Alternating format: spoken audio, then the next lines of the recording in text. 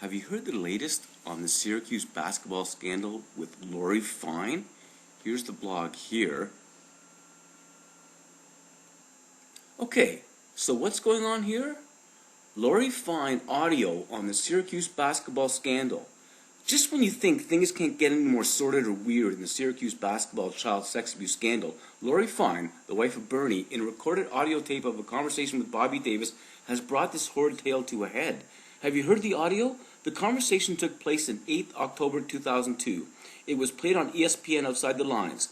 If the conversation has been unedited and is truth in its whole, then it sure sounds like Ms. Fine knew of the abuse her husband was delivering to Bobby Davis. It's hard to believe. The quoted words in print would not do justice to the travesty, but hearing her voice makes it all too seemingly real. Bernie Fine has now been fired in light of this latest audio revelation and in light of news of a third accuser, Zach Tomaselli, coming forward with his harrowing story. Syracuse basketball coach Jim Boehm has changed his position quicker than a great white shark changes directions. Now he says Syracuse acted properly in letting Bernie Fine go. He does try to retain one fig leaf of respectability and consistency. He maintains he never saw any indication or evidence of such doings. He's still shocked. That's got to count for something. Not much, and certainly not as much as this phone call taped by a Machiavellian Bobby Davis. Davis, after discussing with Mike McAndrew, a reporter with the Syracuse Post-Standard, agreed to have Davis record the audio with Laurie Fine. Judge Napolitano of Fox News opined that the wife's opinion is not admissible in New York court due to marital spousal legalities, but Davis's sure is, and so might Zach Tomaselli's. Zach alleges that Bernie Fine fondled him one night in a Pittsburgh hotel back in 2002. I didn't think it was anything not normal at the time. The word saddened and shocked. They intimate that such devious depravity was, if not as right as rain, at least as normal and as ho-hum as the humdrum stuff of life could be, and for Zach, this might be the case, for he accuses his father of molesting him too, an accusation adamantly disputed by his father. His dad also says the boy's accusations against Bernie Fine are malarkey as well. But Fox News sports columnist Jason Whitlock found Zach Tomaselli more credible after interviewing him. Murky, huh? Here's another facet of this whole saga which is strange too. Davis, the University of Syracuse says, did not give them a copy of this audio tape back in 2005 or tell them of it when they were investigating his story. Why wouldn't he? It stretches credulity. Could the university have lost the tape? Maybe they never did have it, or have misspoken about the possession of it, or possibly Davis's non-release can be explained by who knows? Any way you slice it, while it may seem unpalatable to even raise the point, due legal process has been thrown out the window with the firing of Bernie Fine.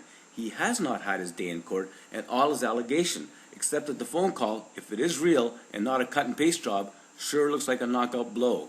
Should child sex abuse accusations effectively allow for the dumping and chopping of being innocent until proven guilty? Bet you a lot of us think so, especially when there are now 3 accusers.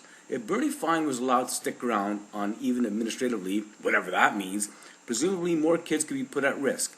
If something untoward were to happen on the university's watch, watch out. Lawsuits would crumble and humble that school, leaving it nothing more than broken blackboards, crushed chalk, malignant memories, and destroyed dreams. Oh, make that 4 accusers.